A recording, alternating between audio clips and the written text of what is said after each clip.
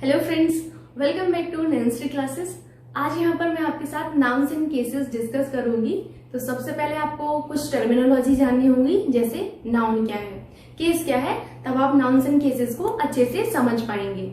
जैसे कि आप लोग एक डेफिनेशन जो बचपन से जब शायद हम लोग इंग्लिश पढ़ते हैं तब से ही ये हम लोग एक डेफिनेशन याद किए रहते हैं अपने मन में, वही डेफिनेशन आपकी यहाँ पर काम आएगी। उसमें आपको कोई छेड़खानी नहीं करनी है। तो आप वहां पर पढ़ते थे कि किसी पर्टिकुलर पर्सन का नाम क्या होता है, नाउन होता है।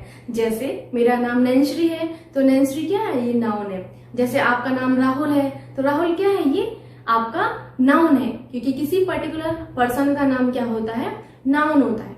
ठीक है, अब बात आती है आपके केस की कि केस क्या होता है। तो आपके नाउन के साथ अदर वर्ड किस तरीके से संबंधित होते हैं, ये केस होता है। जैसे मैंने यहाँ पर एक डेफिनेशन लिखी हुई है, आपको इंग्लिश वाली डेफिनेशन पे थोड़ा सा बाद में जाना है। पहले आप एक बार हिंदी वाली जो आपका डेफिनेशन है इसको देखिएगा, तो आपको चीजें क्लियर हो जाएंगी। नाउन जो होता है उसको तो पता है, संज्ञा कहते हैं। केस को हिंदी में कारक कहते हैं। जैसे आप लोग जब हिंदी में पढ़ते हैं तो कर्ता कारक, कर्म कारक, ये सब पढ़ते हैं ना, वही है ये भी। ठीक है, तो कारक क्या होता है, यानी कि केस क्या होता है, कारक द्वारा यह प्रकट होता है कि किसी नाउन का प्रयोग किस प्रकार हुआ है, किसी नाउन का प्रयोग आपने किस प्रकार किया है, वो होता है आपका कारक। नॉमिनेटिव केस में किया है, ऑब्जेक्टिव केस में किया है, पॉजेसिव केस में किया है, या फिर वोकेटिव केस में किया है, ये होते हैं आपके कारक। ठीक है, जब आप अब इंग्लिश वाली जो डेफिनेशन है उसको पढ़ेंगे तो आपको एक अब आइडिया लग जाएगा कि the relation in which a noun is sent to some other words और change of the form by which this relation is indicated is called the case. तो आप समझ गए होंगे कि ऐसा रिलेशन जिसमें आपके जो नाउन है वो अदर वर्ड के साथ किस तरीके से संबंधित है, उसको हम लोग क्या कहते हैं, केस कहते हैं। बात आती है टाइप्स ऑफ केस की। तो टाइप्स ऑफ केस में आपको चार आपको याद रखना है कि आपके जो केस हैं वो चार प्रकार के होते हैं। पहला जो होता है वो होता है आपका नॉमिनेटिव केस, जिसको आप लोग क्या कहते हैं, सब्जेक्टिव केस भी कहते हैं। तो कंफ्यूज मत होइएगा, नॉमिनेटिव एंड सब्जेक्टिव आपका एक ही होता है। दूसरा होता है आपका ऑब्जेक्टिव केस, ठीक है, जिसको आप लोग क्या कहते हैं, कर्म कारक, और नॉमिनेटिव को कर्ता कारक। पॉजेसिव केस को हम लोग क्या कहते हैं, जीनेटिव केस कहते हैं। क्या कहते हैं, जीनेटिव केस कहते हैं, यानी कि संबंध कारक। ये जो आपका लिखा है इसका मतलब है, ये जो आपको दो इस तरीके से दिख रहे होंगे, ये क्या है, आपके रिपीट किया गया कारक को यहाँ पर, यानी कि संबंध कारक। चौथा है आपका वोकेटिव केस, जिसे आप कहते हैं संबोधन कारक। और आपकी परीक्षा में सबसे ज्यादा प्रश्न जो बनते हैं वो आपके नॉमिनेटिव केस से, ऑब्जेक्टिव केस से और पॉजेसिव केस से बनते हैं। वोकेटिव केस से कम ही आपके जो है क्वेश्चन बनते हैं। इन तीन पर आपको ज्यादा ध्यान देना है अभी के लिए। तो यहाँ पर सबसे पहले मैं आपको नॉमिनेटिव केस यानी कि सब्जेक्टिव केस और ऑब्जेक्टिव केस के बारे में बताऊंगी, साथ में बताऊंगी। फिर दूसरा जो होगा आपका, जिसमें आप पॉजेसिव केस के बारे में जानेंगे। अब nominative case and objective case को मैं नाउन के पर्सपेक्टिव में बताऊंगी और दूसरा प्रोनाउन के पर्सपेक्टिव में बताऊंगी। ठीक है, तो आपको धीरे धीरे चीजें समझना है, एकदम प्रेशर नहीं लेना है आपको किसी भी तरीके का। एक एक स्टेप जब आगे बढ़ेंगे तब आपकी ग्रामर क्लियर होगी। ग्रामर का यही रूल है कि एक एक छोटी छोटी चीजें आप समझिए, छोटे छोटे टर्म समझिए, नाउन क्या है, प्रोनाउन क्या है, केस क्या है, क्या किस तरीके के आपके नाउन होते हैं, ये सारी चीजें आपको पहले समझनी होती हैं। ठीक है, जैसे मैंने यहाँ पर नॉमिनेटिव केस लिखा है, आप यहाँ पर नॉमिनेटिव केस के अलावा यहाँ पर प्लस करके ऊपर लिख लीजिएगा ऑब्जेक्टिव केस। ठीक है,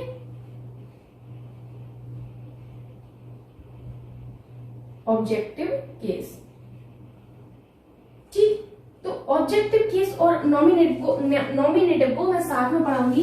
क्यों पढ़ाऊंगी, क्योंकि जब आप नाउन के पर्सपेक्टिव में nominative case and objective case को देखते हैं तो कोई खास परिवर्तन होता नहीं है।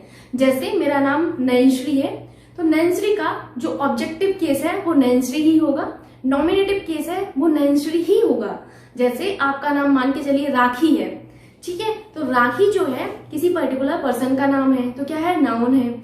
नाउन होने की वजह से इसका राखी का नॉमिनेटिव आपका राखी होगा एंड ऑब्जेक्टिव भी राखी ही होगा। अब राखी का जो ऑब्जेक्टिव केस है वो कुछ और नहीं करेंगे, आप राखीज नहीं करेंगे या फिर कुछ और नहीं कर सकते हैं आप लोग, क्योंकि ये आपका एक नाउन है। तो नाउन के पर्सपेक्टिव में जब देखा जाता है तो आपका nominative case and objective case आपका सेम होता है, कोई बदलाव नहीं होता है, जिस वजह से मैंने इन दो को आपको साथ में समझाया, इनको और इनको, क्योंकि कोई खास परिवर्तन होता नहीं है। अब आप लोगों को अगर नहीं समझ में आ रहा हो तो मैं आपको समझाती हूँ, टेंशन नहीं लेना है आपको, ठीक है। जैसे यहाँ पर लिखा है मैंने कि फॉर नाउन्स, तो यहाँ पर देखेंगे कि राधा लव्स मोहन। यहाँ पर एक मैंने लिखा हुआ है नॉमिनेटिव केस के बारे में कि जब नाउन का प्रयोग किसी वर्ब के कर्ता के रूप में होता है तो वह नॉमिनेटिव केस होता है। मैं समझाती हूँ आपको। यहाँ पर आप लोग एक चीज बताइए कि वर्ब क्या है। अब ये तो आपका सब्जेक्ट है, ये क्या है आपका सब्जेक्ट है, ठीक है। ये क्या है आपकी, ये आपका वर्ब है, और ये क्या है आपका ऑब्जेक्ट है।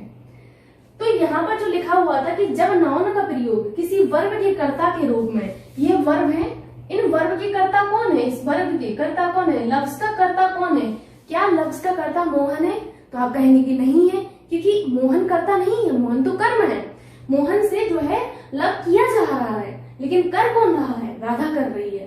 तो यहाँ पर आपका कर्ता कौन हुआ, राधा हुई, ठीक है, ना कि मोहन। मोहन आपका कर्म हुआ। इतनी चीजें तो आपको समझ में आती होंगी, लेकिन फिर भी मैं एक बेसिक आइडिया हमेशा लेके चलती हूँ, मुझे सारे स्टूडेंट को साथ में लेके चलना होता है। तो यहाँ पर आप लोग एक चीज समझ गए होंगे कि ये जो लफ्ज है उसका जो आपका कर्ता है वो राधा है। तो ये राधा क्या हुई, राधा नॉमिनेटिव केस हुई, यही तो है आपका नॉमिनेटिव केस। राधा का नॉमिनेटिव राधा ही लिखा हुआ है यहाँ पर, मोहन का नॉमिनेटिव मोहन ही लिखा है, यानी कि subjective case and objective case में कोई खास परिवर्तन आपको देखने को नहीं मिला है। ये क्या है आपका, ये आपका है नॉमिनेटिव या सब्जेक्टिव केस। मैं यहाँ पर लिख देती हूँ नॉमिनेटिव केस, ठीक है। और ये क्या है आपका, ये है आपका ऑब्जेक्टिव केस,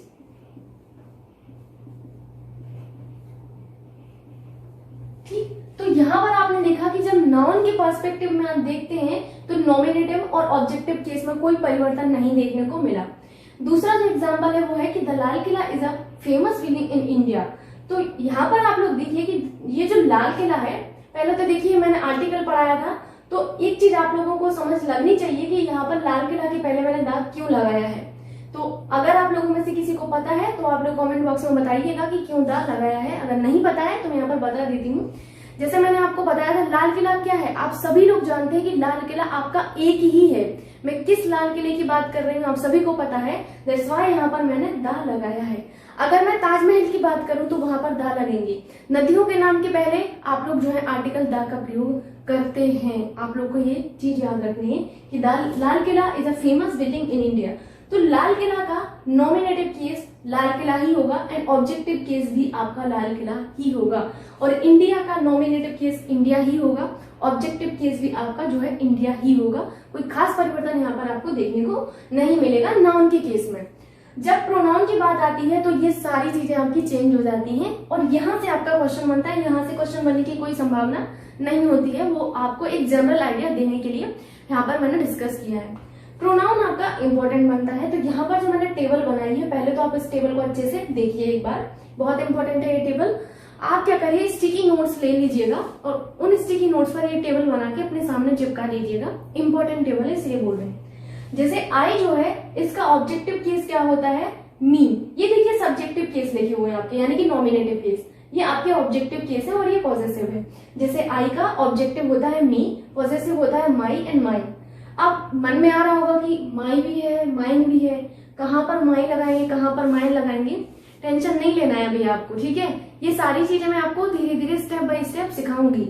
ग्रामर को आप शुरू से लेके अंत तक सीख पाएंगे, बस आप लोग वीडियो को पूरा देखा करिए तो आपको आइडिया लगेगा। और एक चीज और देखिए, मैं ऑनेस्टली एक रिक्वेस्ट करना चाहूंगी।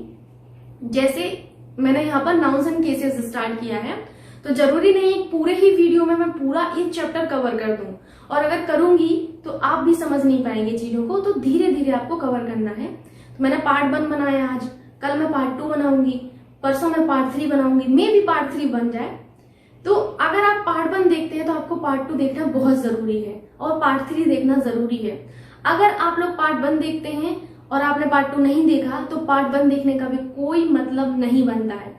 नुकसान आपका होगा, आप अपना टाइम किल करेंगे 20 मिनट 25 मिनट का वीडियो देख के, आउटपुट कोई निकलेगा नहीं।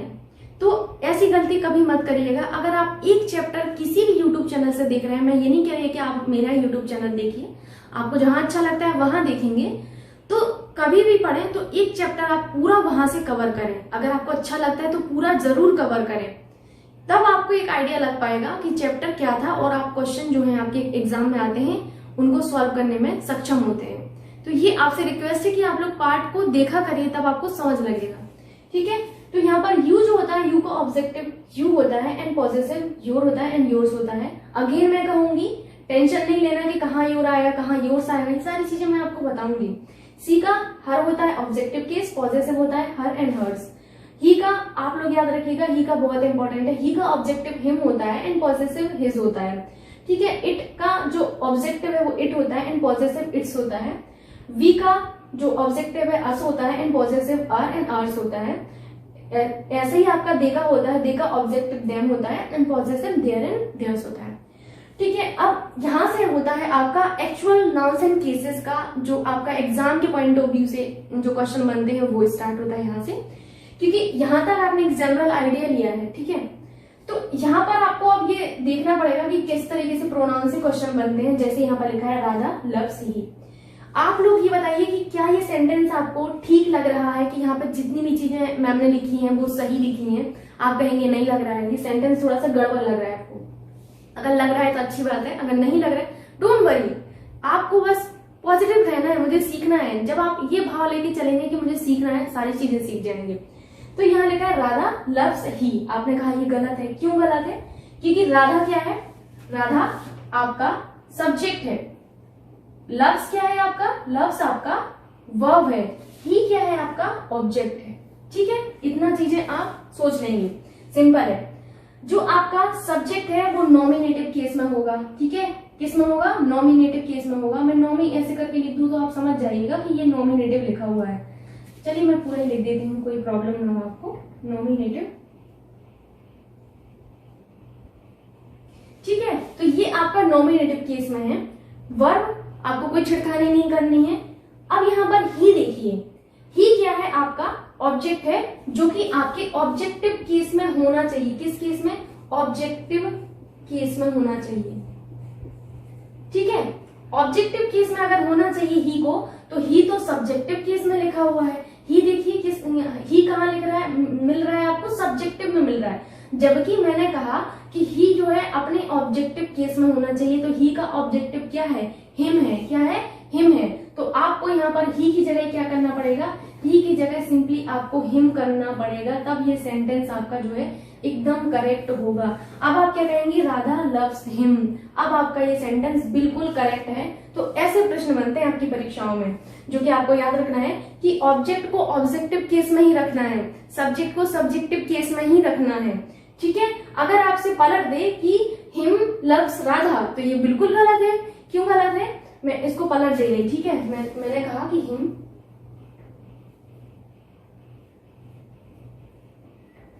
लव्स राधा। ठीक है, अब आपका ये सेंटेंस है। ठीक है, इसको आप लोग ध्यान से देखिए कि हिम लव्स राधा। आपने कहा कि मैम सिंपली ये आपका सब्जेक्ट है, ये आपकी वर्ब है और ये आपका ऑब्जेक्ट है। ठीक है, देखिए राधा का सब्जेक्टिव केस राधा ही होगा, ऑब्जेक्टिव केस राधा ही होगा। ये मैंने अभी आपको नाउन में समझाया था।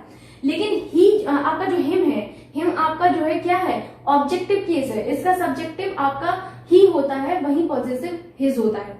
मैंने क्या कहा कि सब्जेक्ट आपका नॉमिनेटिव केस में या सब्जेक्टिव केस में होगा। किस में होगा? नॉमिनेटिव में या सब्जेक्टिव केस में होगा। पर हिम तो आपका ऑब्जेक्टिव केस में यहाँ पर लिखा है, तो यहाँ पर हिम क्या हुआ?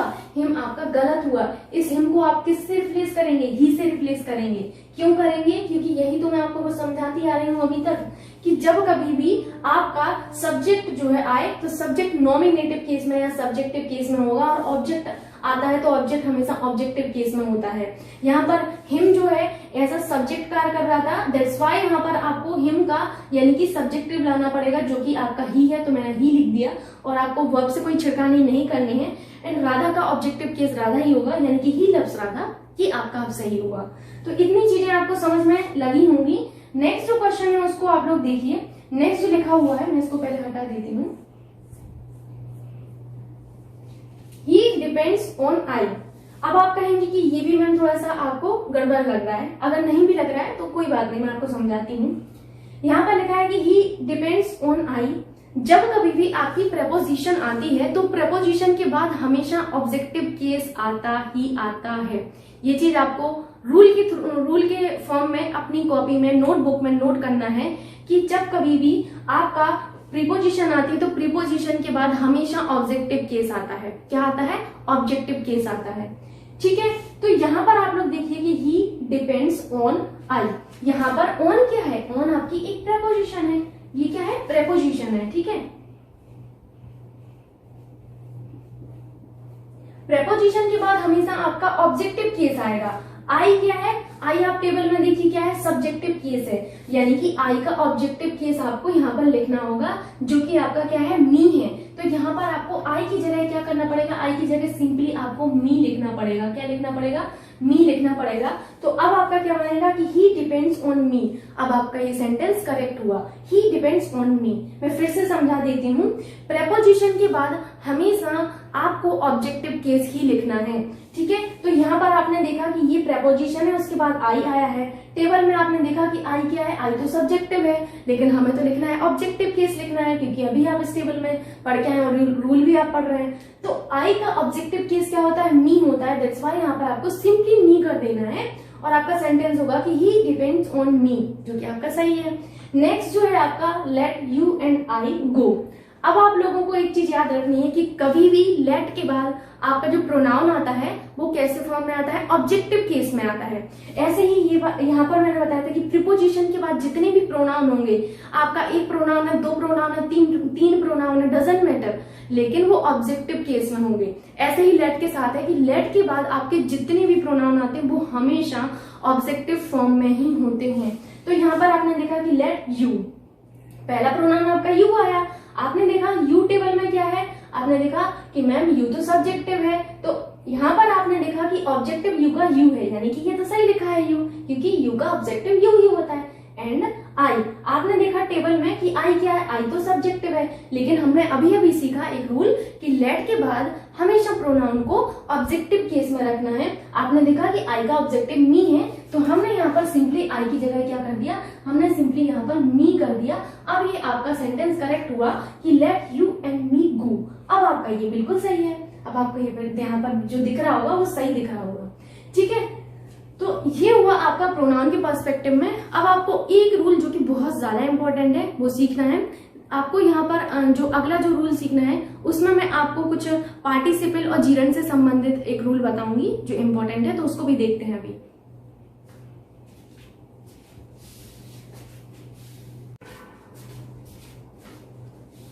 तो यहाँ पर मैंने दो एग्जाम्पल लिए हैं, ये आपके प्रीवियस ईयर से लिए हुए हैं। इनसे आपको एक आइडिया लग जाएगा कि आपका जीरंड आपका जो है किस तरीके से इनमें केस का प्रयोग किया जाता है, एंड आपके पार्टिसिपल में आपको किस तरीके का केस यहाँ पर लगाना होता है।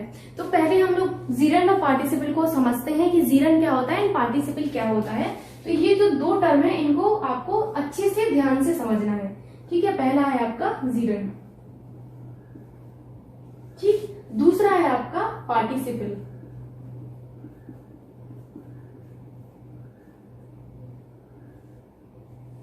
ठीक है, जीरंड जो होता है इसको हम लोग कहते हैं वर्बल नाउन कहते हैं। ठीक है, वर्बल नाउन।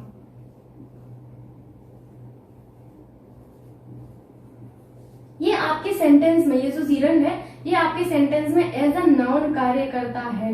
ठीक है, जबकि पार्टिसिपल जो होता है वो आपके सेंटेंस में एज एन एडजेक्टिव आपका कार्य करता है। कैसा? एडजेक्टिव की तरह। एडजेक्टिव आपको पता है ना, जो नाउन की विशेषता बताएगा वो आपका एडजेक्टिव होता है। ठीक है, ये जो जीरंड होता है, जीरंड के पहले आपको कौन सा केस प्रयोग करना पड़ता है ये इंपॉर्टेंट होता है। तो जीरंड के पहले हमेशा पॉजिटिव केस का प्रयोग करना पड़ता है। किसका? पॉजिटिव केस का। ये आपको यहाँ पर सीखना था कि जीरंड के पहले पॉजिटिव केस आता है एंड आपके पार्टिसिपल के पहले हमेशा ऑब्जेक्टिव केस आता है। ये बहुत इंपॉर्टेंट है, इसको आप लोग अपने दिमाग में बिठाइएगा कि जीरंड के पहले पॉजिटिव केस आता है एंड पार्टिसिपल के पहले ऑब्जेक्टिव केस आता है। ठीक है, अब पहले तो ये एग्जाम्पल के थ्रू समझ लेते हैं कि जीरंड आपका क्या होता है। जैसे मैंने कहा कि walking is a good exercise for health. ठीक, तो यहां पर आप देखिएगा, मैंने यहां पर लिख दिया वॉकिंग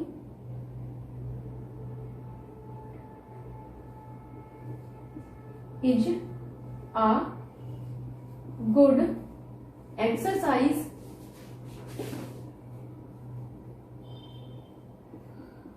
फॉर हेल्थ।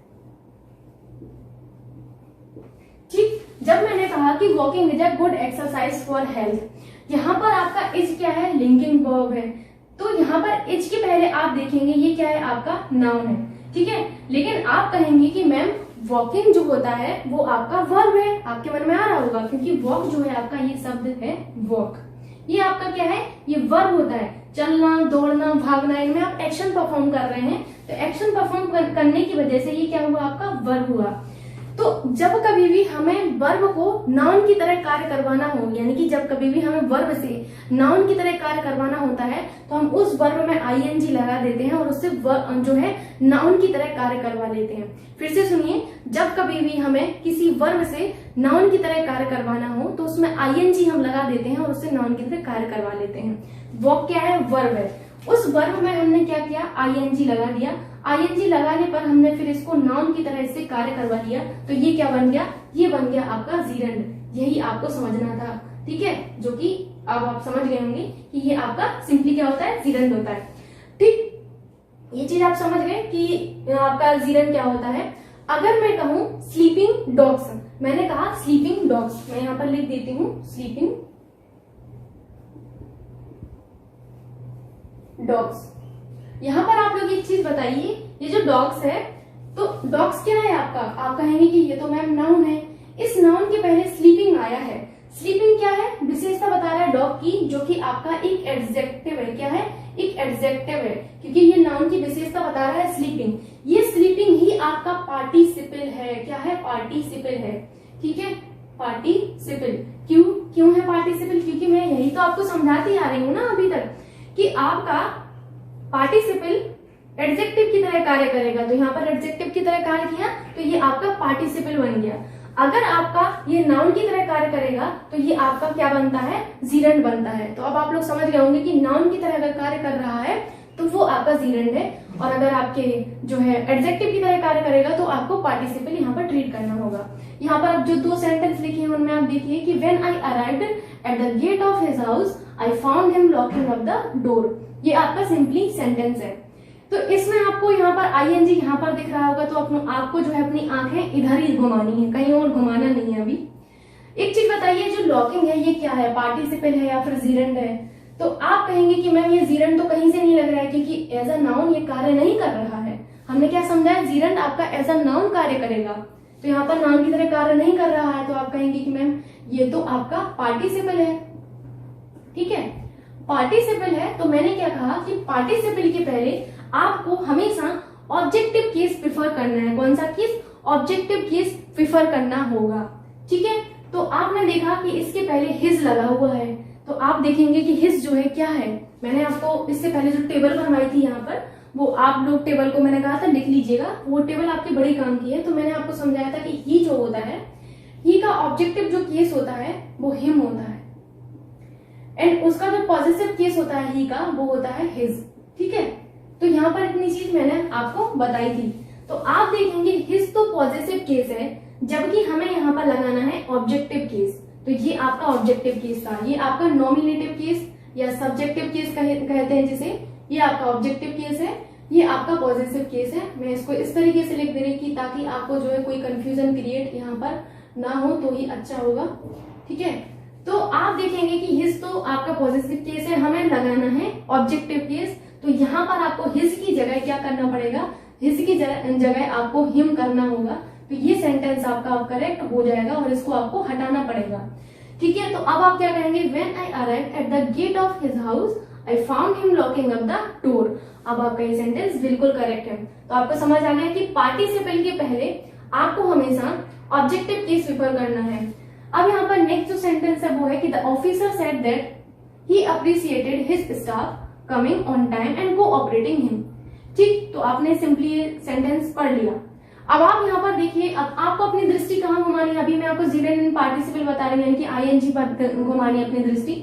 आप देखेंगे कमिंग की तरफ। जब आप कमिंग की तरफ देखेंगे तो आपको ये देखना है कि आपका ये जीरंड है या फिर पार्टिसिपल है। तो ये पार्टिसिपल तो नहीं है, क्योंकि यहाँ अगर पार्टिसिपल होता तो इसके बाद सिंपल सी बात है, पार्टिसिपल अगर होता तो इसके बाद नाउन आता।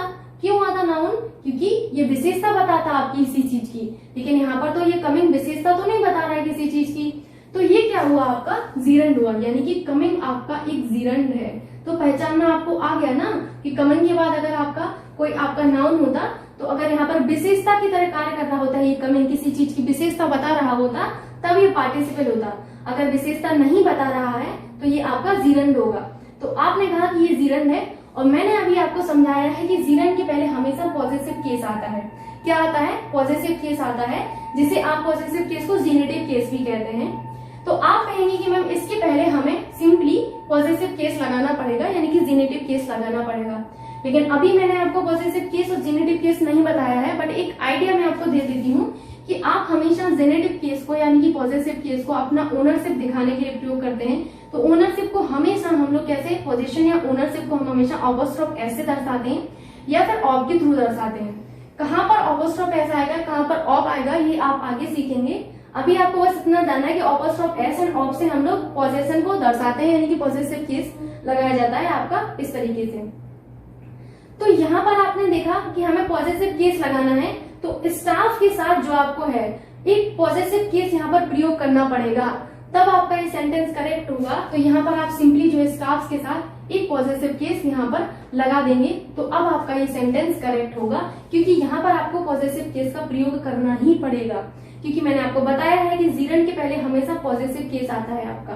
तो ये चीज आपको समझ में आई होगी। यदि आपको इतनी चीजें समझ में आई हैं और कोई डाउट है तो आप कमेंट बॉक्स में जरूर पूछिएगा। अगर कोई भी प्रश्न आता है तो उसको माइंड में लेकर नहीं बैठना है, पूछना है, तभी आपकी चीजें क्लियर होंगी और तभी आप सीख पाएंगे। तो यहाँ पर जो आपसे रिक्वेस्ट की थी मैंने कि पार्ट को जो है पूरा देखिए, चाहे जितने भी पार्ट बने, एक पार्ट बने, 2 पार्ट बने, देखा करिए तो आपको चीजें समझ आएंगी। बाकी मैं आपसे ये कहूंगी कि अभी इस वीडियो को मैं अभी यहीं पर अंत करती हूँ। मिलते हैं नेक्स्ट वीडियो में, तब तक के लिए बाय बाय, टेक केयर।